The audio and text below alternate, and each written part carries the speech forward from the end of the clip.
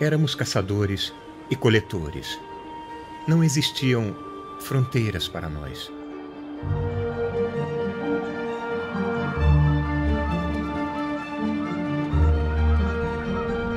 Éramos limitados apenas pela terra, pelo mar e pelo céu.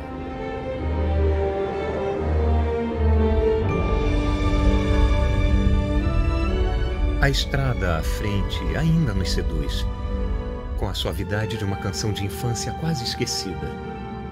Com todas as nossas falhas, apesar de nossas limitações e fraquezas, nós humanos podemos alcançar a grandeza. Até onde nossa espécie nômade terá chegado no fim do próximo século e do próximo milênio?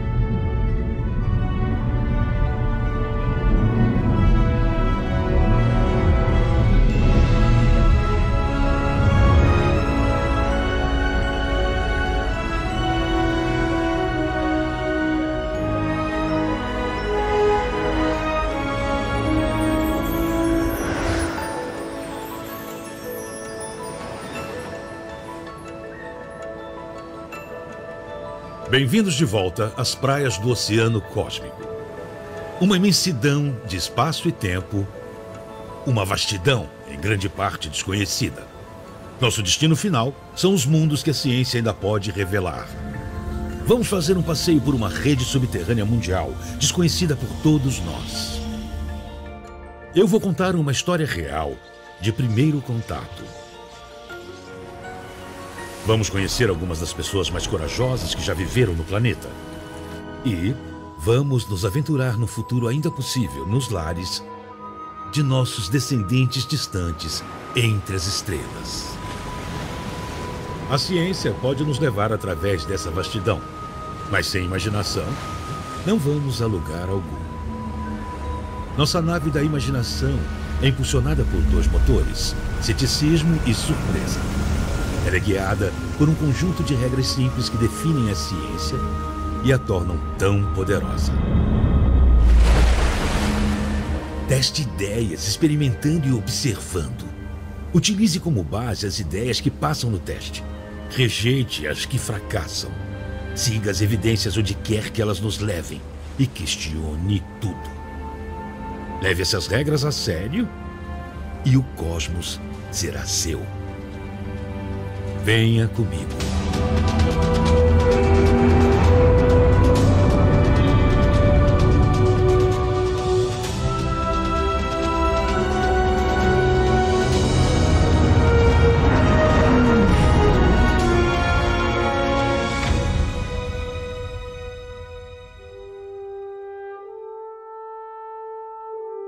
Versão brasileira Bravo Studios.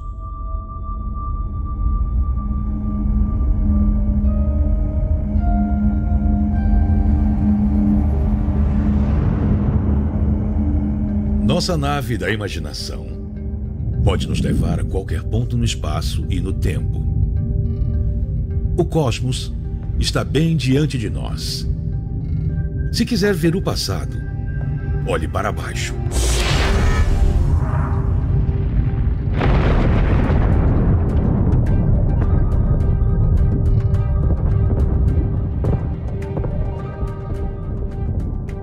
E se quiser ver o futuro, olhe para cima.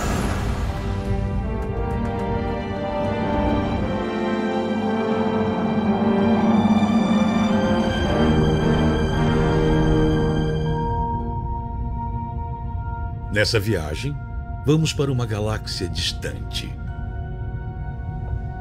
E vamos descobrir como nós, a nossa espécie, nos tornamos exploradores do cosmos.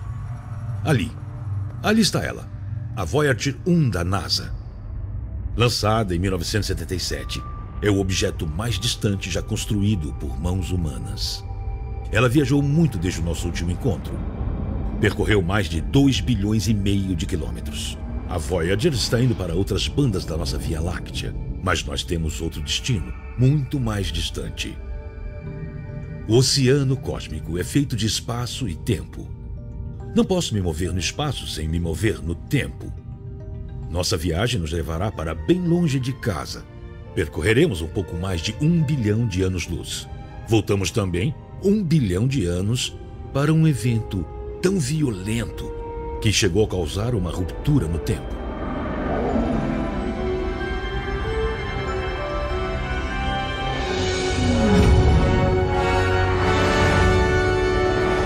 Estamos chegando perto do nosso destino.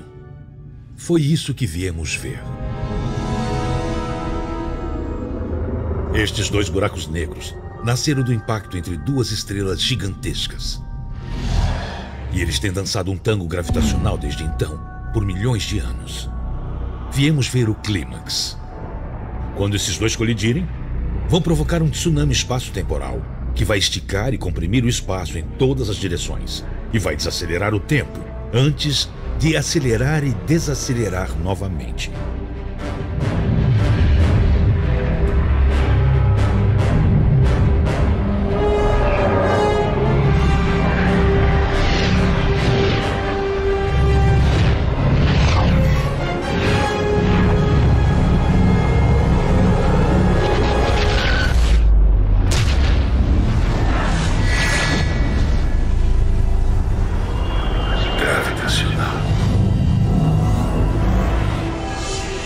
Vai desacelerar o tempo. Vão provocar um tsunami espaço-temporal. Esticar e ter espaço das direções. 1 bilhão de anos.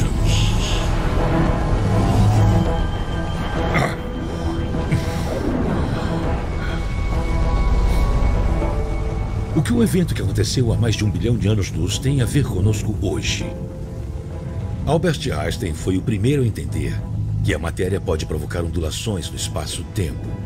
Ele imaginou que explosões catastróficas de matéria deveriam criar algo muito maior do que ondulações, grandes ondas, ondas gravitacionais. Você está me vendo e me ouvindo agora, em qualquer que seja o dispositivo, porque encontramos uma forma de manipular o espectro eletromagnético. Se aprendermos a surfar nessas ondas gravitacionais da mesma forma como fazemos com as eletromagnéticas, quem sabe? É tão imprevisível como se os cientistas que experimentavam com a eletricidade no século XIX tentassem fazer previsões sobre o mundo moderno. Cosmólogos previram a existência dos buracos negros. As ondas gravitacionais são a primeira prova direta de que os buracos negros são reais. Mas elas também podem nos dar uma nova forma de conhecer e explorar o cosmos. Podemos somá-las a outros meios que os cientistas criaram para penetrar no grande oceano escuro. Todos os tipos de luzes que usamos. Raios gama. Raios X. Ultravioleta. Infravermelha. Micro-ondas. Ondas de rádio. E a luz visível. Essa nova forma de investigar o cosmos pode nos ajudar a descobrir um dia o que acontece dentro dos buracos negros e de outros lugares ocultos que compõem a maior parte do universo. E se pudéssemos detectar as ondas gravitacionais causadas pelo primeiro momento da criação, o nascimento do cosmos? E se pudéssemos ampliar a nossa visão para ver toda a passagem de 14 bilhões de anos de evolução cósmica?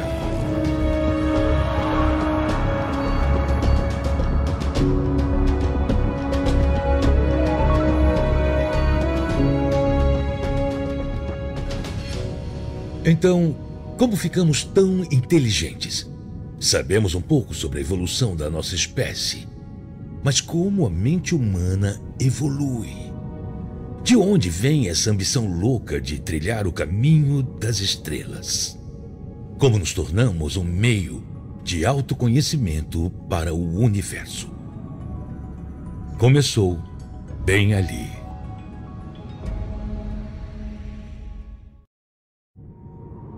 O calendário cósmico é uma forma de compreendermos a vastidão do tempo. Pegamos todo o tempo desde o nascimento do universo até este exato momento e o comprimimos em um único ano. Nessa escala, cada mês representa um pouco mais de 1 bilhão de anos. Cada dia representa quase 40 milhões de anos.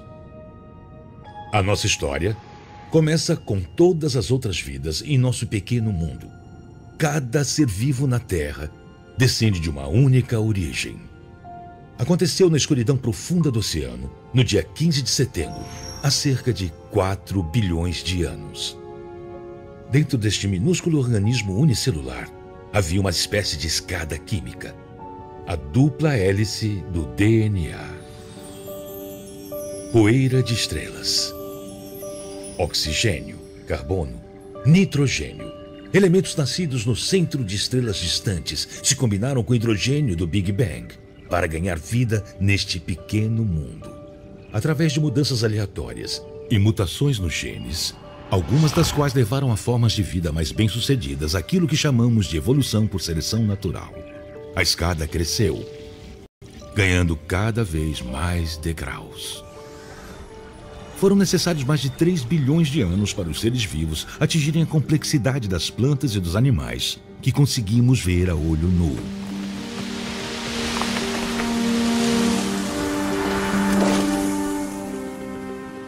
Se o calendário cósmico tivesse feriados, certamente o dia 26 de dezembro seria um deles. Em algum momento nesse dia, há cerca de 200 milhões de anos, surgiram os primeiros mamíferos. Eles trouxeram um novo componente à vida na Terra, o neocórtex. No período Triássico, esse animal não teria muitas chances. Mas os dinossauros que aterrorizavam os mamíferos foram extintos. Foi a evolução do neocórtex em pequenas criaturas que sabiam se esconder, como esta aqui, que permitiu que seus descendentes tomassem o planeta. Os mamíferos trouxeram outra coisa nova. Eles amamentavam, cuidavam dos filhotes, e havia amor. Dia das Mães, no calendário cósmico. A evolução por seleção natural significa que os seres vivos capazes de melhor se adaptar ao ambiente têm mais chances de sobreviver e deixar descendentes. A inteligência pode ser uma grande vantagem evolutiva. O destino deste planeta foi alterado para sempre, por um evento que envolveu apenas 13 átomos. Qual o tamanho de 13 átomos? 1/400º do tamanho de um grão de sal. Uma mutação ocorreu no DNA de apenas um de nossos ancestrais. Toda a fonte da autoestima, tudo o que aprendemos e construímos, pode se resumir a nada mais do que isso: um par de bases, de um único gene. Um único degrau programou o neocórtex para crescer ainda mais e se dobrar mais intensamente. Pode ter sido um choque aleatório de um raio cósmico ou um simples erro na transmissão de uma célula a outra. O que quer que tenha sido, levou a uma mudança em nossa espécie que acabou afetando todas as outras formas de vida na Terra. Aconteceu no final do dia, na véspera do ano novo do nosso calendário cósmico.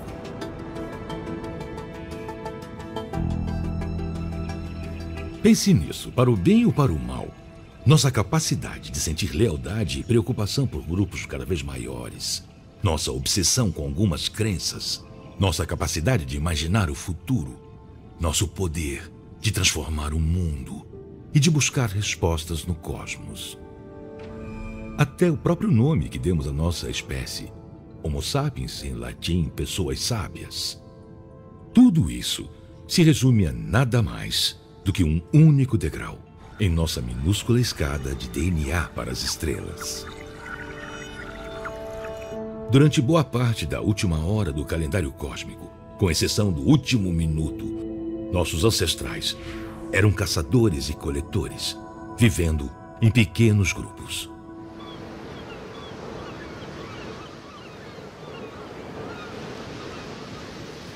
Sabe quando alguém dá de ombros e diz: "Ah, é da natureza humana"? Isso me intriga. Geralmente é para falar de nossa ganância, nossa arrogância, nossa violência. Mas nós somos humanos há pelo menos algumas centenas de milhares de anos. Em grande parte desse tempo, nós não éramos assim. Como sabemos? Pelos relatos de exploradores e antropólogos que encontraram sociedades caçadoras-coletoras ao longo de 4 séculos. É claro que existem exceções, principalmente em momentos de escassez extrema. Mas o consenso esmagador mostra que os humanos viviam em relativa harmonia entre si e com seu ambiente. Nós partilhávamos o pouco que tínhamos porque sabíamos que a nossa sobrevivência dependia do coletivo. Não colocávamos a riqueza acima de nossas necessidades, porque muitas posses apenas atrasariam o nosso deslocamento. Éramos diferentes dos nossos ancestrais primatas não humanos, cujos machos alfa usavam a força para mostrar dominância.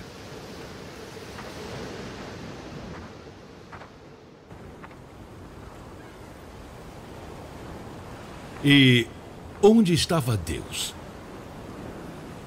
Em toda parte. Nas rochas, nos rios, nas árvores, nas aves e em todos os seres vivos. E assim foi a natureza humana por algumas centenas de milhares de anos. Eu estou no extremo sul da África, imaginando como as coisas eram durante esse período há milhares de anos. Na época, a África era o lar de todos os Homo sapiens do mundo. Todos os 10.000 Homo sapiens. Se você fosse um extraterrestre numa missão de exploração, poderia ter nos considerado uma espécie ameaçada. Mas em pouco tempo nós seremos 10 bilhões. O que houve? Como nós nos tornamos a espécie que ocupou o mundo todo e hoje viaja pelo espaço?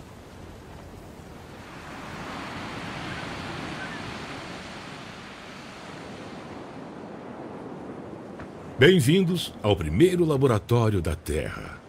Estamos na caverna Blombos, onde a evolução da mente deu um grande salto. Nossos ancestrais realizaram experimentos químicos aqui, com um mineral rico em ferro. O ocre. Ele era usado para decorar objetos por causa da sua cor avermelhada, mas também tinha outros fins. Preservar couro animal, atuar como medicamento ou afiar ferramentas. Ou talvez repelir insetos. O ocre era decorado com símbolos, algo completamente novo no planeta Terra. Arte. Não servia para ser comido, não servia como abrigo, servia apenas para simbolizar algo. Ou apenas para existir. É como a escada ou a dupla hélice. O que quer que isso tenha sido, é o primeiro sinal que temos da cultura humana. Encontramos uma forma de deixar vestígios de algo distintamente humano. Uma forma de se comunicar, mesmo que enigmaticamente, com você e comigo. 100.000 anos depois. Um grande poder foi descoberto aqui, na caverna Blombos.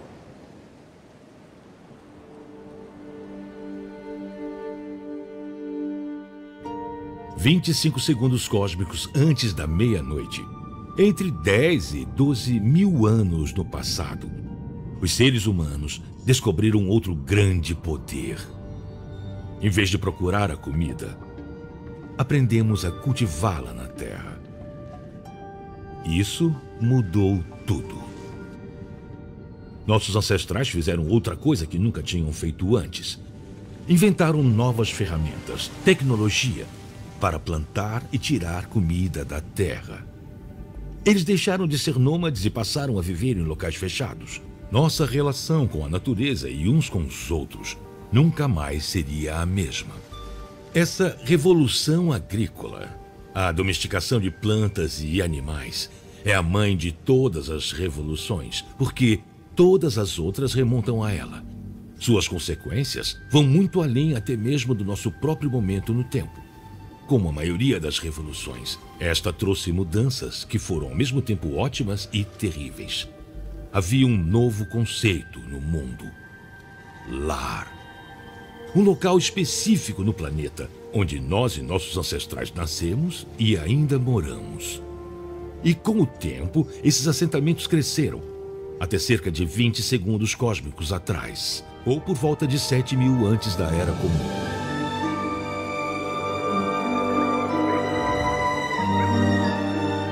Bem-vindos a Çatalhöyük, uma comunidade na planície da Anatólia. Viajamos 9.000 anos no passado e todos já estão prontos para dormir. Hoje, aproximadamente o mesmo número de pessoas que já povoou toda a África vive nesta proto-cidade.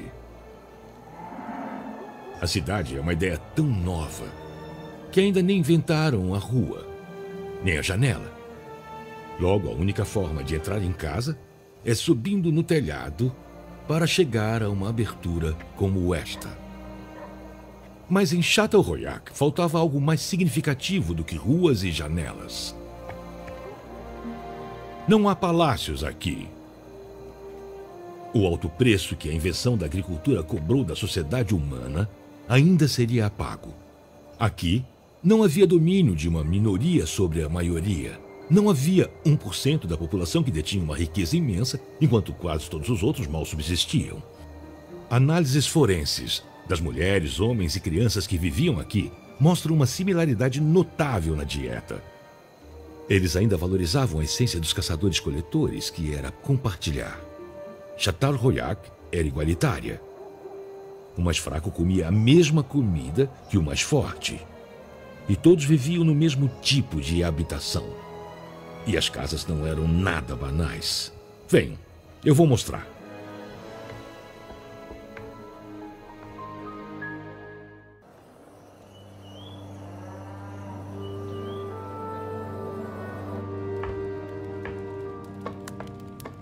Assim, era uma casa típica em uma das primeiras cidades, Château-Royac, onde hoje é a Turquia. Era exatamente assim há 9.000 anos. Eles eram muito parecidos conosco.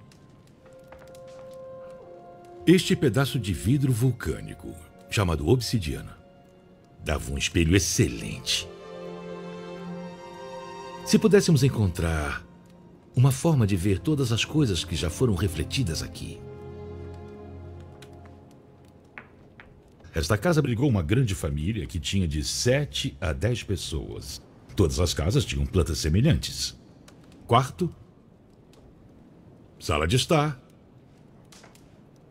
cozinha. Cabeças de auroques. Os moradores de Château-Royac eram apaixonados por decoração. As casas eram ricamente adornadas, com dentes, ossos e peles de animais. O ocre, utilizado pelos nossos ancestrais na África cerca de 100.000 anos antes, era a tinta preferida dos decoradores de Château-Royac.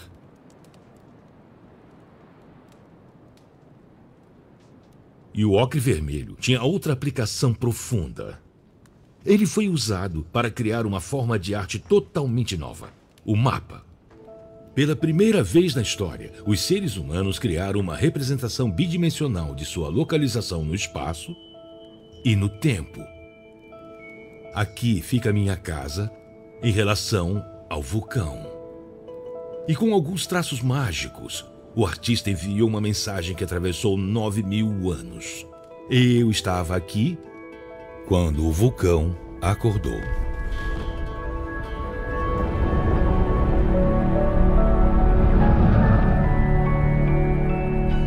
O experimento em Château-Royac foi um sucesso. E alguns milhares de anos depois, havia cidades por toda parte.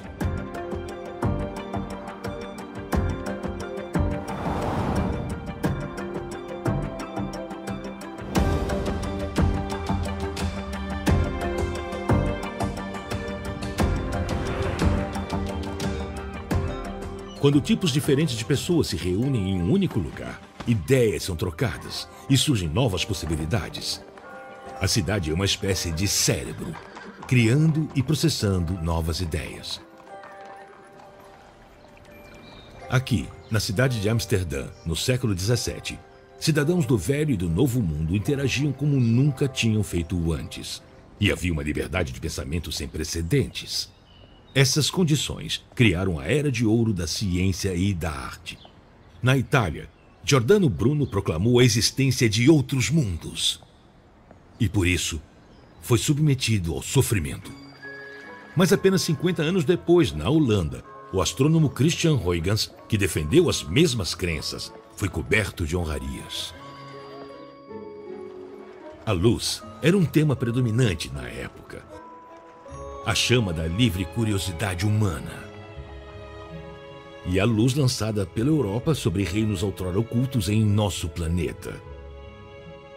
A luz que permeava as pinturas da época, em especial o trabalho de Vermeer. e a luz como objeto de investigação científica. Gerações de comerciantes de tecidos utilizavam lentes para examinar o número de fios usados em suas mercadorias.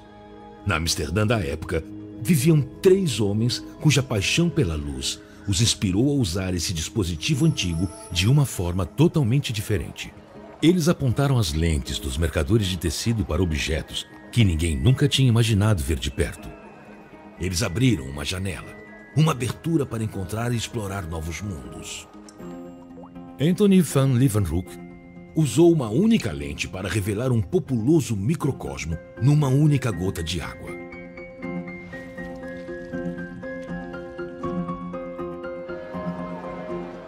Um amigo dele, Christian Huygens, usou 2 lentes para observar estrelas, planetas e luas com definição suficiente para revelar detalhes. Huygens foi o primeiro a ver que os anéis de Saturno não tocavam o planeta. E o primeiro a entender o que eles realmente eram. Ele também descobriu a maior lua de Saturno, Titã. Huygens, assim como Bruno, acreditava que as estrelas eram outros sóis, orbitados por seus próprios sistemas de planetas e luas. Mas por que não havia menção a esses outros mundos e seus seres vivos nos livros sagrados? Apesar da inquietação provocada por essa contradição nos corações e mentes dos líderes do iluminismo, somente um homem ousou encarar abertamente essa questão. Ele era outro mago da luz.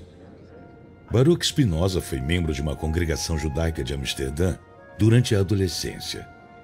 Mas aos 20 e poucos anos, ele começou a falar publicamente sobre uma nova visão de Deus. O Deus de Spinoza eram as leis físicas do universo. Seu texto sagrado era o livro da natureza. Os judeus de Amsterdã eram em sua maioria refugiados das terríveis inquisições na Espanha e em Portugal, onde muitos tinham sido torturados e mortos. Amsterdã tinha oferecido um refúgio aos judeus. Eles devem ter considerado as ideias radicais de Spinoza uma ameaça à segurança que conquistaram com esforço na Holanda. Eles excomungaram o jovem rebelde e decretaram que ele deveria ser banido para sempre. Spinoza aceitou a punição com dignidade, mas sem um vestígio sequer de submissão. Ele se mudou para uma cidade próxima, Haia, onde foi ainda mais longe, ousando escrever que a Bíblia não fora ditada por Deus, e sim escrita por mãos humanas. Spinoza escreveu: "Não procure por Deus nos milagres. Milagres são violações das leis da natureza. Deus é mais bem compreendido no estudo dessas leis." Ninguém jamais tinha dito essas coisas em voz alta antes. Spinoza sabia que estava testando os limites da livre expressão, mesmo na Holanda. Para ele, uma religião estatal oficial estava além da coerção espiritual do indivíduo. Spinoza considerava os eventos milagrosos das maiores tradições religiosas como superstições organizadas. Na visão dele, o pensamento mágico representava um perigo para os futuros cidadãos de uma sociedade racional e livre. Não poderia haver democracia sem separar a Igreja e o Estado. Ele escreveu um livro e suas ideias influenciaram a Revolução Americana e muitas outras revoluções. Na época, como hoje, alguns se sentiam ameaçados por essa visão de Deus.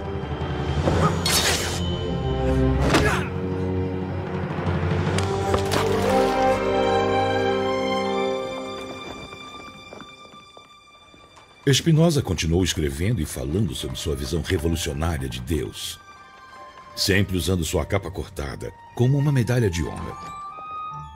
Ele morreu aos 44 anos, possivelmente como resultado de anos inalando partículas de vidro, enquanto lixava lentes para fazer microscópios e telescópios. 250 anos depois, outro homem apaixonado pela luz fez uma visita ao pequeno escritório que tinha sido preservado como um testamento da grande influência da filosofia de Spinoza. Este homem, mundialmente famoso por descobrir uma nova lei da natureza, era muitas vezes indagado se acreditava em Deus. Albert Einstein respondia: "Eu acredito no Deus de Spinoza, que se revela na harmonia de tudo o que existe." A nossa compreensão das leis da natureza foi muito além dos maiores sonhos de Spinoza e até mesmo de Einstein. Mas existe uma lei da natureza que nos parece incompreensível. No livro da natureza existe uma parábola sobre uma antiga aliança entre dois reinos e aqueles que os destruiriam.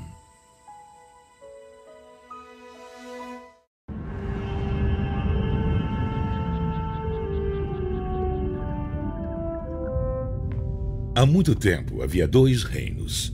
Uma aliança foi formada entre eles. Uma aliança que traria riquezas imensuráveis a ambos. Uma parceria que duraria mais de 100 milhões de anos. E então, um novo tipo de ser evoluiu em um dos dois reinos. Seus descendentes saquearam as riquezas e violaram a aliança. Arrogantes, eles se tornaram um perigo letal para os dois reinos e para si mesmos.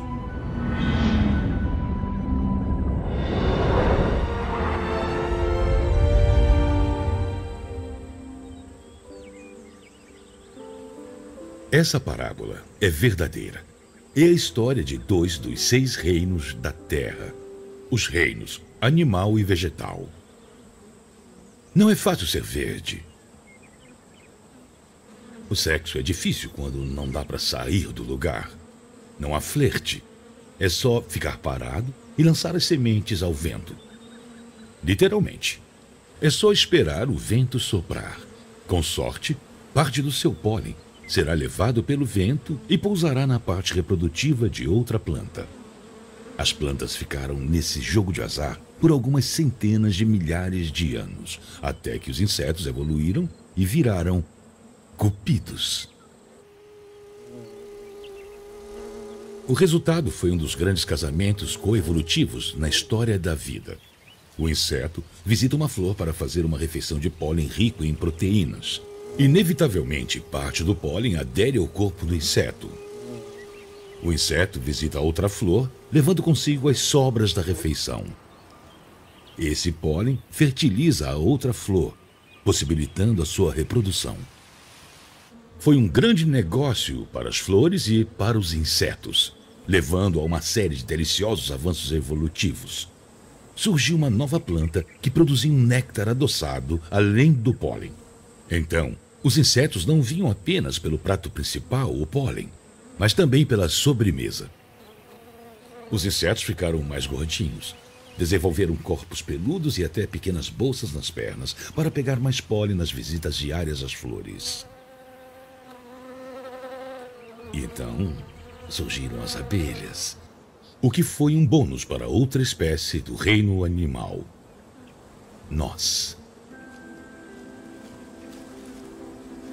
Estamos em dívida com as abelhas e seus colegas polinizadores por algo ainda mais vital à nossa sobrevivência.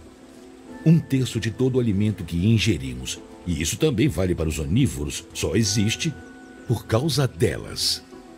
35% das colheitas do mundo dependem da cooperação das abelhas. As plantas consomem luz estelar, e nós, os animais, consumimos plantas. E as abelhas não só aumentam a quantidade de comida disponível. Nós devemos às abelhas grande parte da biodiversidade que tornou nosso suprimento alimentar tão confiável. Mas nós estamos matando as abelhas.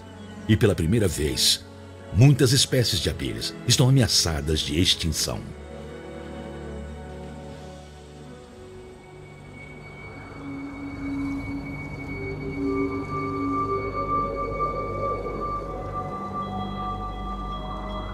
Vocês devem imaginar onde vamos parar.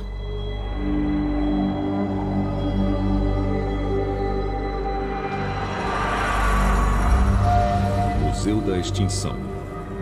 A bênção e a maldição da invenção da agricultura nos trouxeram aqui, ao Museu da Extinção.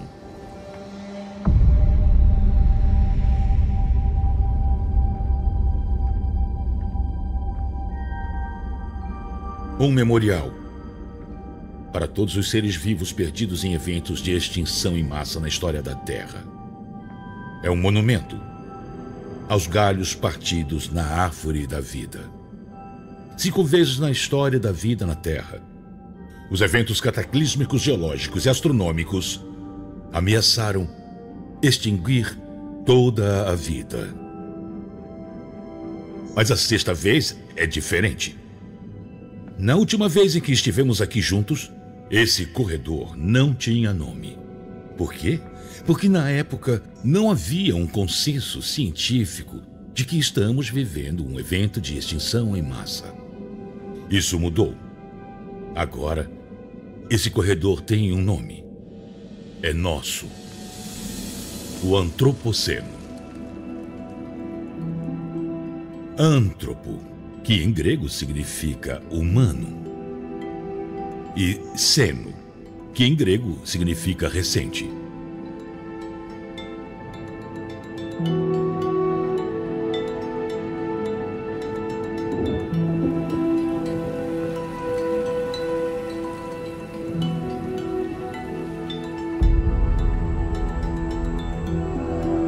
Estas são as espécies que caçamos até a extinção, quando éramos nômades, incluindo nossos próprios primos, os Neandertais.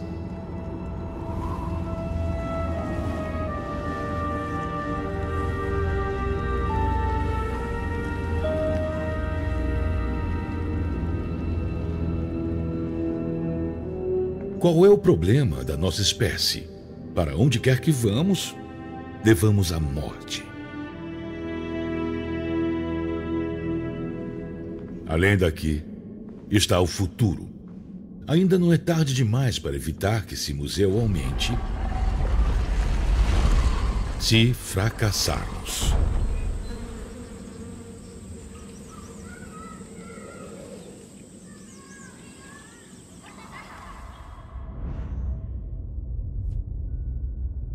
Mas se tivermos sucesso, venham comigo.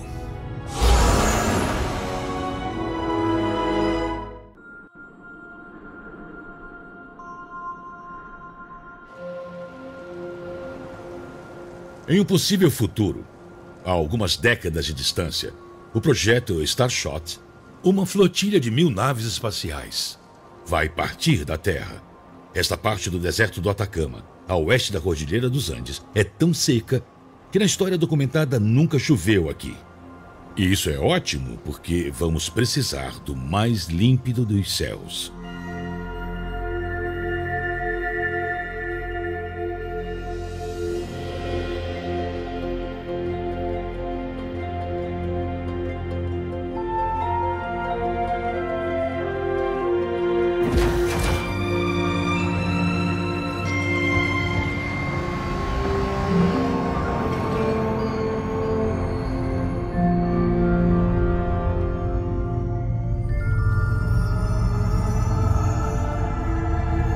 Não havia testemunhas quando a primeira forma de vida deixou a água e foi para a Terra. Ninguém estava lá para fazer um relatório de quando as primeiras aves dominaram o céu. Mas este grande salto será documentado de todas as formas imagináveis. O mundo todo está de olho. Afinal de contas, estamos enviando a primeira nave diretamente para planetas de outro Sol, o sistema Alpha Centauri. Estas são as naves que levarão nossos sentidos para o espaço. São naves interestelares, movidas à luz. Seus cascos pesam apenas 1 grama e não são maiores do que uma ervilha. Mesmo assim, são equipados com tudo que as Voyagers da NASA têm direito, e mais.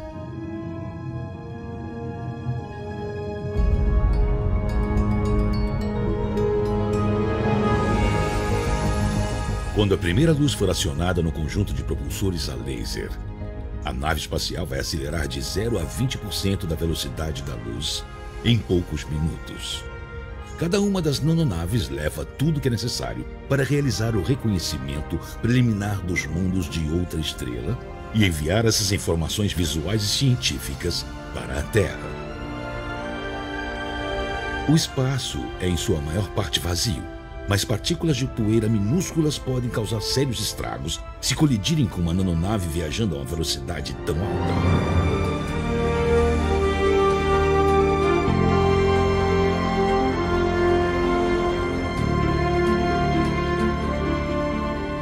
Também é por esse motivo que estamos mandando tantas.